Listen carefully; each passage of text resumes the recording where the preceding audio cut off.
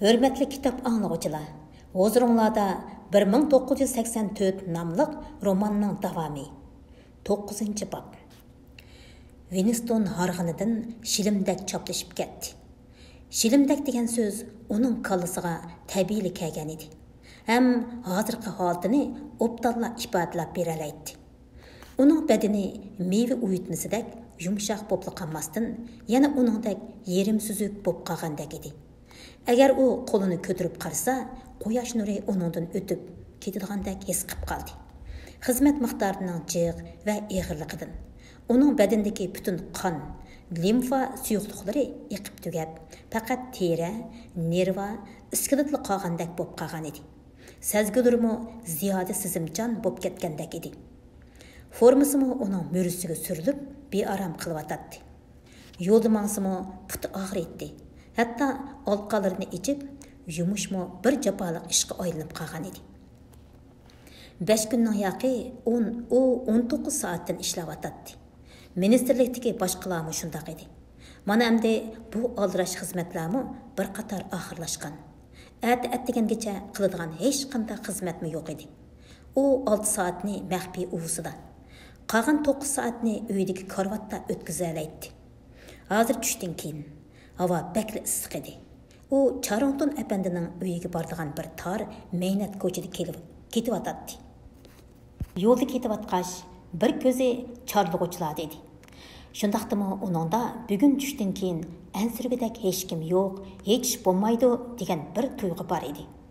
Elib olgan ig'ir xizmat somkisi har qadam olganda uning tizig'i tegib, uning putining terilarini beoram qilyotdi. Uning ichida heliqi kitob bor edi. U kitobni qo'liga olg'ili 6 kun bo'lgan bo'lsa-mu, o'qish emas, bir qarashqimi oromliq bo'lmagan edi.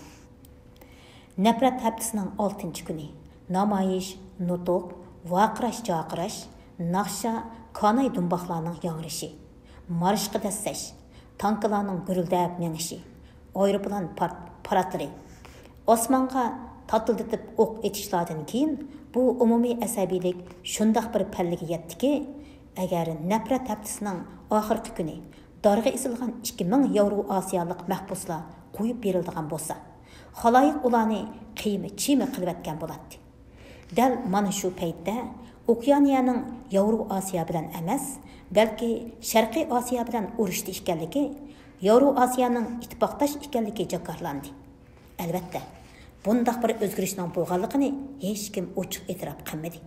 Faqat noit tuyuqsizlar, hamma yerda hamma odam dushmanning Yevro Osiyo emas, Sharqiy Osiyo ekanligini uqdi.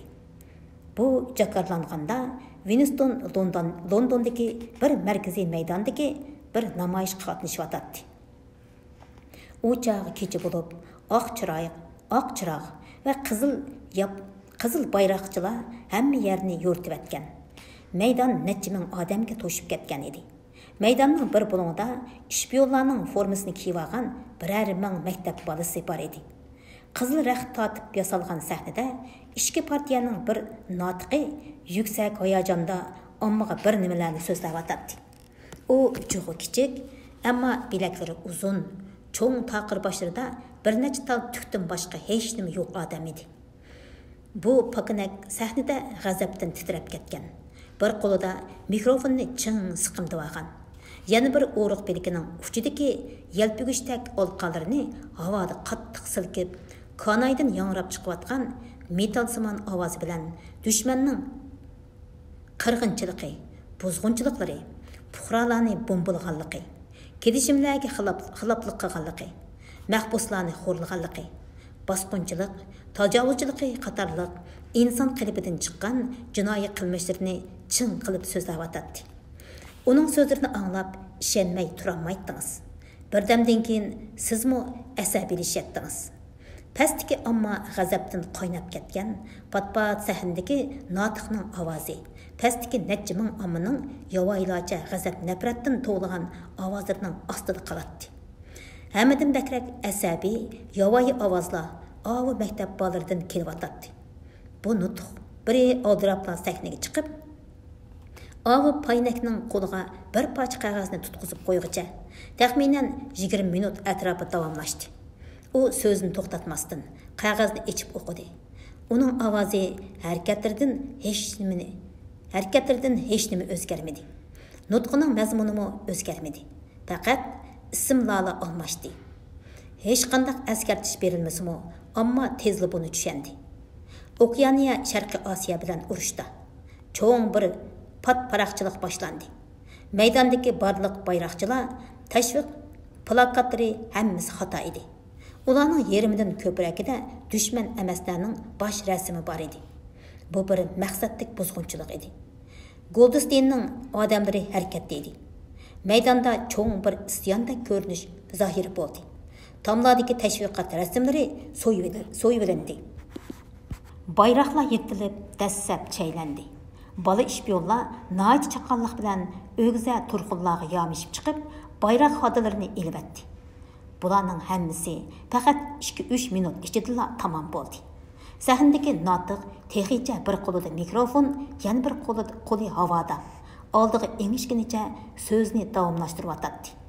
Birar minutlardan keyin omma orasida yangi bir g'azab to'lqini ko'tarildi. Vaqirash-jaqirashlar yana avjiga ko'tarildi. Nafrat yanıla avvalqidek davomlashaverdi. Faqat nafrat obyektlar almashgan edi. Notiqning jumlaning o'rtasida gapini almashtirganda, to'xtabmi qolmasdan, hatto jumlaning sintaksislik qurilmasini buzib sanmasdan, shundoq bemalol davomlashtirganligi Winstonni qattiq tong qoldirdi. Ammo shu topda uning qalisi boshqa ish dedi. Bu dal o'sha tashviqot rasmlari yirtilayotgan qolaymaqanchilik ichida yuz berdi. Biraylan Winstonning orqasidan kelib, Winstonga "Efendim, somkangizni tushirib qo'ydingiz", dedi. Winston huduqqandan gapni qilolmay somkani oldi. Winston u odamning chiroyini ko'midi. U somkaning ichiga qarg'uvchilik fursatga yana necha kun ketadiganligini biladi. U namoyish oyoqlashibla, garchi soat 23 bo'lib qolgan bo'lsa-mu, udul haqiqat ministerligiga keldi. Ministerlikning boshqa barliq xizmatchilari shunday qilgan edi. Ularning hammasini ministerlikka qayta kelishga chaqirish uchun ekran orqali farmon e'lon qilishning hech qanday zaruriyati yo'q edi. Okeaniya Sharqiy Osiyo bilan urush dedi. Okeaniya azaldan Sharqiy Osiyo bilan urush dedi. 5 yildan buyanqi sanoqsiz siyosiy yozma materiallarning mutlaq ko'p qismi bekor bo'lib ketdi. Barliq xotira, doklad, kitob, jurnal, gazet qo'llanma, kino, film, naqshi she'r, rasm qatorliq hamma narsani chaqmoq tezligida o'zgartib, o'ngshab chiqish lozim edi. Garchi biror aniq yo'l yo'riq tushmagan bo'lsa-mu, hammaydan boshqarmalarning boshliqlarining hammasining bir hafta ichida burun Yevro Osiyo bilan urush bo'lganligi, Sharqiy Osiyo bilan ittifoqdosh ekanligini bildirib qo'ydigan har qanday iz materialning mutlaq yo'q qilish xizmatini o'rinlashtirganligini biladi. Xizmat miqdori haddidan ziyoda og'ir edi. Yana kelib xizmatning o'zini mushu nomda atashqa bo'lmaydi. Arxiv boshqarmasidagilarning hammasi 24 soat ichidagi 2-3 soatlik uyqudan boshqa 18 soatda muqim ishlaydi. Matraslar koridorlarga selinib ketdi. Oshxona xodimlari chaqliq harvalarda sandviç va zafar qahvalarini yetkazib turdi. Winston har qitim birdam ko'zimni yumib olay deganda amal qilib xizmatini tugitib o'tib ondan uxlaydi. Ammo har qitim beshi eg'ir qopoqlarini ocholmay ustalga kelganda bo'lsa, ustal oldi-burun döv-döva qog'ozlarga to'shib ketgan bo'ladi. Xotirlaguchnimi bo'ynigacha besib oladi. Hatto ustalga patmay yerga tushib ketadi. Shunga uning qiladigan birinchi ishi ishqig'idek yer hozirlash uchun dövlinib ketgan qog'ozlarni ratlash edi. Bu ishning odamning eng jinni qoqishtiradigan yeri shuki, bu butunlay mexanik xizmat edi. Ko'pincha hollarda bir ismning o'rniga yana bir ismni almashtirib qo'ysa bo'ladi. Ammo ushaq tafsilotlarni o'z ichiga olgan har qanday bir material astoydillik va tasavvur talab qiladi. Hatto ma'lum urushning o'rnini dunyoning bir yerdan yana bir yeriga almashtirish uchunmi belgilik coğrafiya bilimi bo'lmaydi. 3-chi kuni uning ko'zi chidog'siz og'rib ketdi. Ko'zoynakini 2-3 minutda bir sürtmasa bo'lmaydigan bo'lib qoldi. Bu ish xuddi odam rad qilish huquqi bordek bilinadigan, shuning bilan birga bodroq tugitvatgisi kelib ketadigan ig'ir jismoniy emgakka o'xshash xizmat edi. U hozir aslab baqsimi, uning xotirligishga deydigan har bir ig'iz so'zi, yozadigan har bir xatining noyat inchga o'ylab chiqilgan bir yolg'on ekanligidan iborat bir ishmi, uni shu ishni qilayotgan vaqtning o'zida beoram qilmagan edi. U boshqarmadagi barliq xizmatchilardek bu o'ydirmachilikning noyat mukammal bo'lishini umid qiladi. 6 kuni atdiganda turbadan keladigan materiallar ozladi. Yarim soatgacha hech nima kelmadi. Uningdan keyin faqat birli yo'gam narsa keldi. Shu vaqtning o'zida boshqa bo'limlardami jiddiy xizmat xilli pasaygan edi. Butkul boshqarmani cho'nqur va sirliq bir tortish sipab o'tdi. Hech kim tilga erishga petnamaydigan bir buyuk xizmat tamomlangan edi. Mana hozir hech qanday bir inson bolasining urushning Sharqiy Osiyo bilan emas, Yevro Osiyo bilan ekanligini isbotlaydigan biror moddiy isbot, hujjat topilishi mumkin emas edi. Soat 12 da Ushtumtut ministerlikdagi barliq xizmatchilarning atdegangacha dam oldiganligi uqtirish qilindi. Winston xizmat qilganda chetiga qisib olgan, uxlaganda ostiga besib olgan qora sumkani ilib uyiga keldi. U avval soqollarini oldi. Shu tuzuk illimagan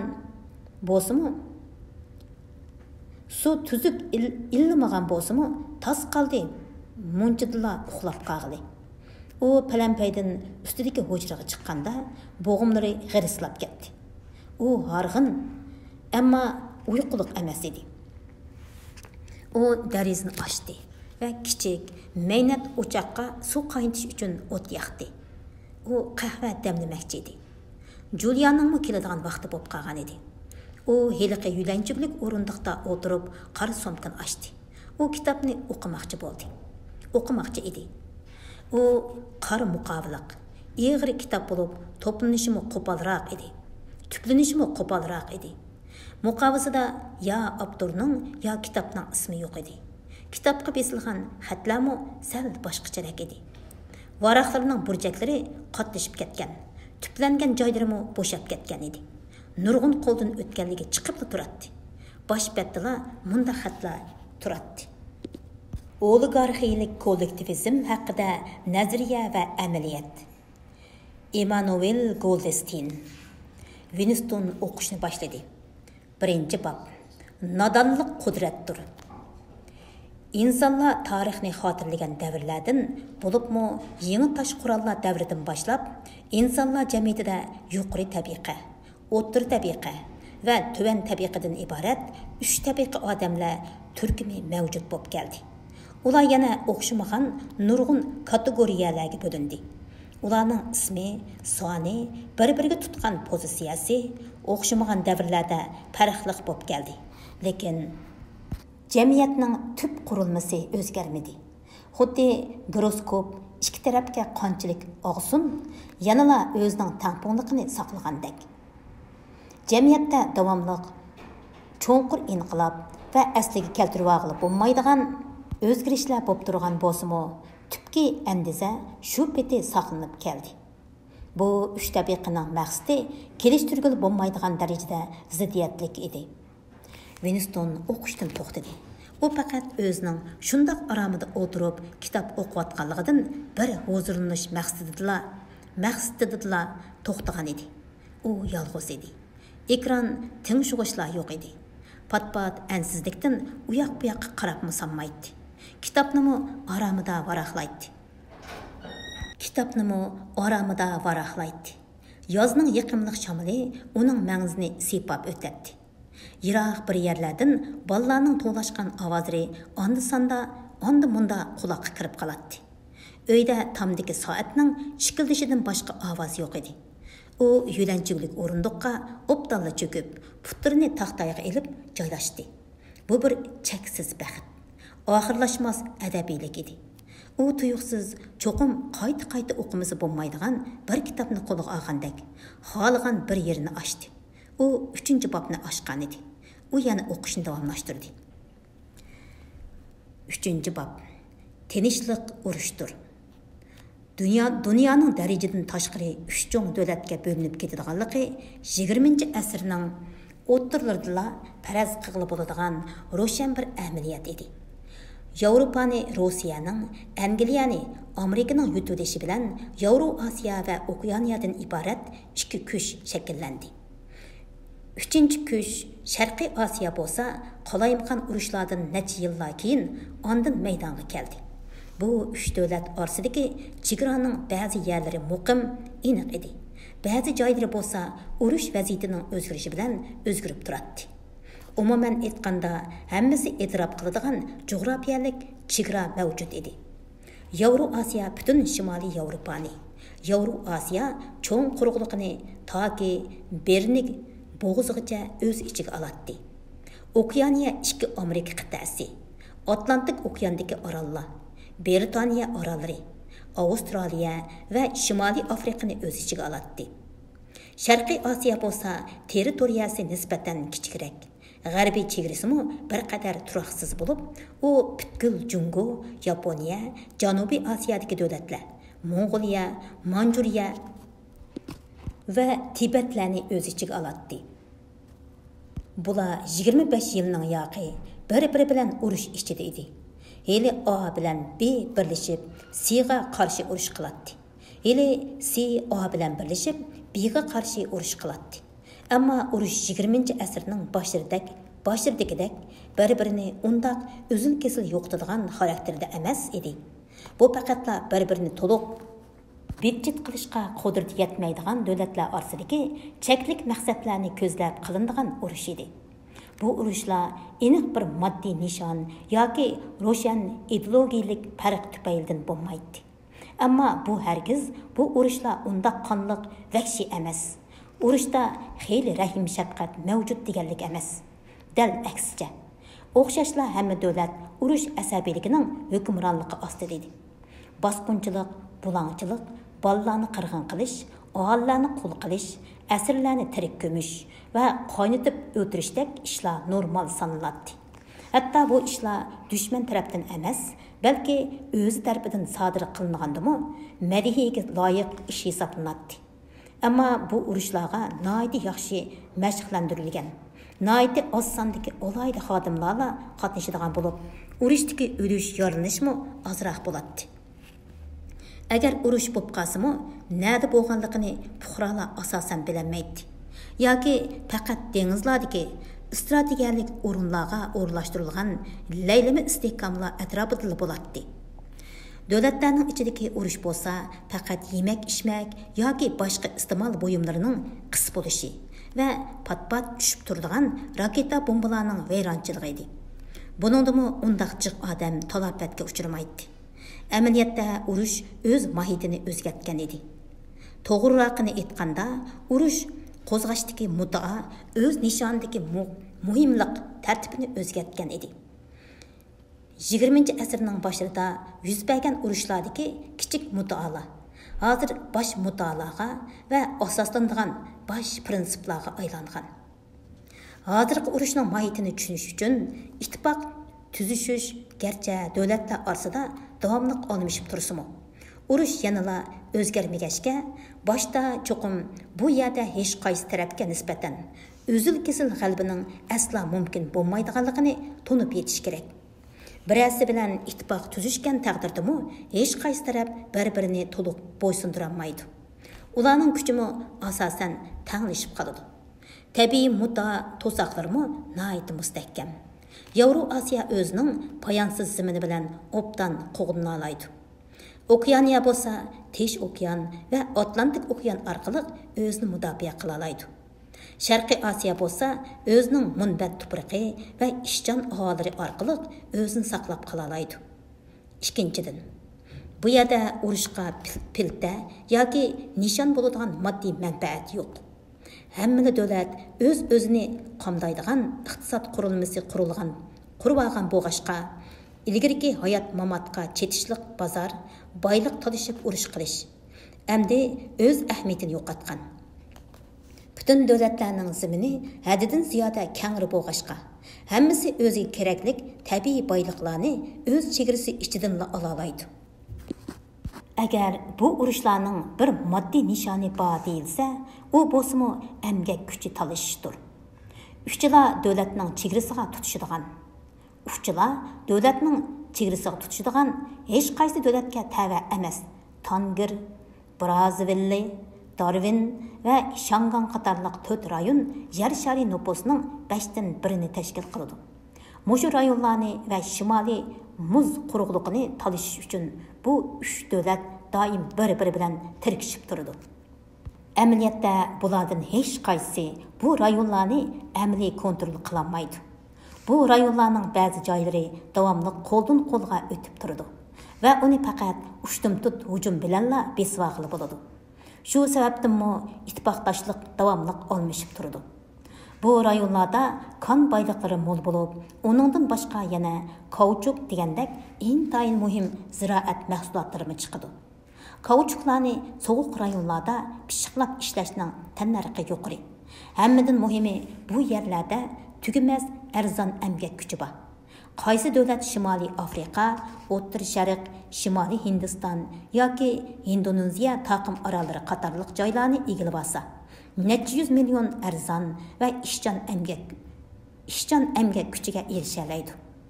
Bu rayonlarning aholilari doim oshkor holda qulluq o'rniga tushib qoladi və işğaliyyətçilərin qoludan qoluğa ötüb turdu.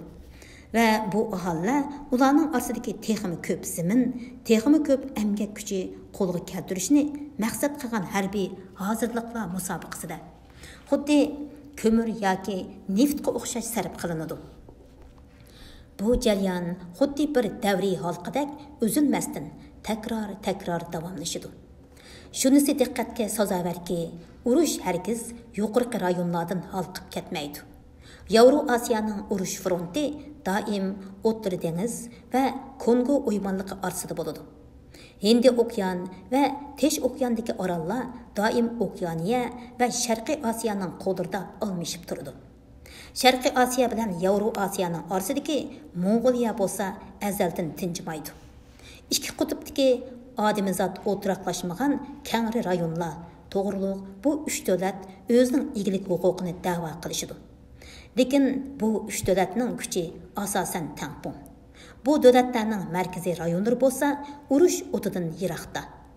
Uningdan boshqa ekvator atrofiga joylashgan emgak kuchlarimi dunyo iqtisodiga unchalik zarur emas.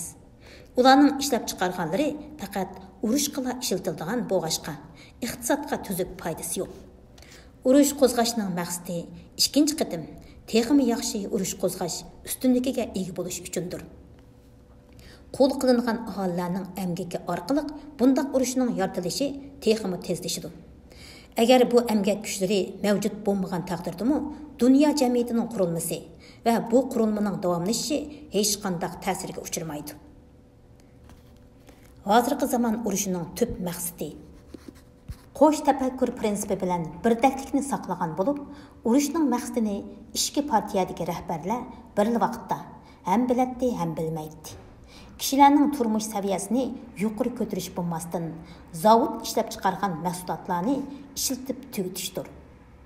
19-asr oxirlashgandan boshlab ishlab chiqarilgan eshinchi tovarlarni qanday bir taraf qilish masalasi sanoatlashgan jamiyatlardagi bir yoshurun bosh qitimchiligiga aylandi. Hozirning o'zidimi nayt oz sondagi odamlarla yugudak narsaga erishayotgan bo'lsa-mu, ammo bu yanala ta'xirsiz masala emas. Eshinchi mahsulotlarni sun'iy ravishda vayron qilib taqdirdimi, bu yanala jiddiy hal qiladigan masalalar qatoriga kirolmaydi. Ham yana davomli mushundoq bo'lish ehtimoli kuchli. 1914-yildan burunqi dunyoga silishtirganda hozirgisi bir osh yalang'ochlik qoplagan vayrona dunyodir. Shuning bilan birga faraz qilib bo'ladigan yaqin kelgusida ahvolning texmi ichinishlik bo'lishi muhaqqaqdir. 20-asrning boshlarida har qanday bir savodli odamning ong tasavvurida kelgusi dunyo intayin boy, bayoshat, rohat, farog'at, tartiblik, pokiza, unumlik, volildab turadigan aynak, oppoq semunut, po'latlardan qurilgan bir dunyo edi. Pən texnika adamni taң qadırdıgan süratda tərəqqi qılğan, hamda yana davamlıq tərəqqi qıldığandək tuyulğan idi. Amma üzülməz uruş, inqilabla payda qılğan namratlıq tüpəyildən undaq bolmay qaldı. Bunun qismən səbəbi şu ki, pən texnikanın ilgirlişi tayindigan, təfəkkürdəki təcrübəçilik metodu yo'qab ketdi. Çünki mustahkam rejimlashtirilgan jamiyatda bundaq tafakkur metodi mavjud bo'lamaydi. Umuman aytganda, dunyo 50-yillardan burunqiga silishtirganda texmi ibtidoiy holatga qaytib ketdi. Ba'zi sohalar bak yuksaldi, urush, josuslik, shpionlikqa munosabatlik texnika uskunlari bakla ilg'orlashib ketdi. Ammo boshqa ilmiy tajriba va ijodiyat, kashfiyotlar asosan degudek to'xtab qoldi. Hamda 50-yillardagi atom bombasi paydo qilgan talafat texicha to'liq asliga kelib bo'lmadi. Ammo mashina uskunlardan keladigan xavf-xatar hali ham mavjud. Mashinalar eng dastlabda maydonga kelganda barliq aqli hushi joyida kishilar. Endi odamlar ig'ir emgaklardan qutuldi. İnsanlar orasidagi barobarsizlikmi yo'qab ketadi deb o'ylashgan edi. Agar mashinalar haqiqatan oshundaq maqsadda ishlatilgan bo'lsa, ochlik, nomratlik, kasallik, mehnatchilik, savodsizlik bir necha avlodga qolmayla tugab ketadi. Ammo amaliyotda mashinalar bundaq maqsad uchun ishlatilmadi. Faqat o'zining avtomatik ish jarayonida taqo'tilmasa bo'lmaydigan g'oyat zo'r boylik yaratdi. Bu mashinalar 19-asrning oxirlaridan 20-asrning boshlarigacha bo'lgan 50 yilga yaqin vaqt ichida kishilarning o'tircha turmush saviyasini haqiqatan yuqori ko'tardi. Biroq yana shumi ayon bo'ldiki, boyliqlarning mundaq umumyuzlik ishishi tabiiy tuzumidagi jamiyatlarning mavjudligiga tahdid paydo qildi. Hammalar qisqa vaqtli ishlab, yemak-ichmakka to'liq, to'nglatqu, munchilar bor uylarda yashab, mashina hatto aeroplanga erishib qolsa, jamiyatdagi eng ro'shan va eng muhim bo'lgan barobarsizlik yo'qolib ketadi. Agar bu xil ahvol umumlashib ketsa, boylik kishilar orasida farq shakllantirilmaydi. Albatta, boylik barobar taqsim qilingan, shuning bilan birga huquq oz sondagi kishilarning qo'liga markazlashgan jamiyatni tasavvur qilish mumkin. Biroq bundaq jamiyatning muqimligi sijil davomlashmaydi. Agar rohat, farog'at va bexatarlikdan hammalar barobar bahramon bo'lsa, u holda odatda nomrodlik bilan nodonlashadigan kang omma savodliq bo'lib qoladi va o'zining manfaati uchun o'ylanishni o'rganib qoladi.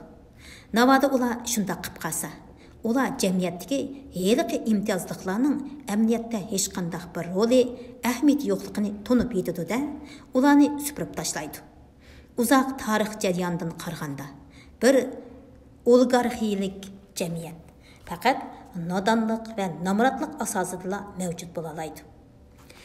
20-asrning boshidagi ba'zi mutafakkurlar o'ylagandek, yez egilik jamiyatiga qaytish oqilani yo'l emas. Bu navbatdagi dunyoning mashinlashi, sanoatlashishi, yuzlanishi bilan zid. Bu xil yuzlanish bugungi dunyoning eng aqalli ta'liyi bo'lib qoldi. Uning ustiga hozirgi dunyoda sanoatda keyinda qolgan har qanday davlat cho'qim harbiy kuchda ojiz keladi. Jazman bevosita yoki vositali holda o'zidan texmi taraqqiy qilgan raqib davlatlarning topini ostiga tushib qoladi. Tovar ishlab chiqarishni cheklash orqali avomni nomrodlikda tutib turishmi oqilona yo'l emas. Kapitalizmning oxirgi bosqichlarida, ya'ni 1920-yillardan 1940-yillargacha shunday bo'lgan edi. Nurg'un davlatlarning iqtisodiy to'xtab qolgan edi. Yerlar terilmagan, ishlab chiqarish, kapital qurollari ta'minlab berilmagan. Nurg'un aholilar emgak qilishdan to'silgan. Faqat davlatning qutqizishi bilanla yerimjon yashayotgan edi. Vaholanki bu yana o'z navbatida harbiy ojizlikni keltirib chiqadi. Chunki bu keltirib chiqaradigan nomrodlikdan aslida saqlanғылы bo'ladi. Shuning bilan qarshilikning maydonga kelishi muqarrar bo'lib qoldi. Natijada qanday qilganda dunyoning umumiy boyligini ko'paytmay turibmi, sanoat choqini to'xtatmay aylantirg'ili bo'ladi degan masala kelib chiqdi. Tovarlar cho'qim ishlab chiqarilishi, ammo tarqatilmasligi kerak bo'ldi. Əməliyyatda bu xil holatni saqlab turishning birdan-bir yo'li uzilmas urush edi.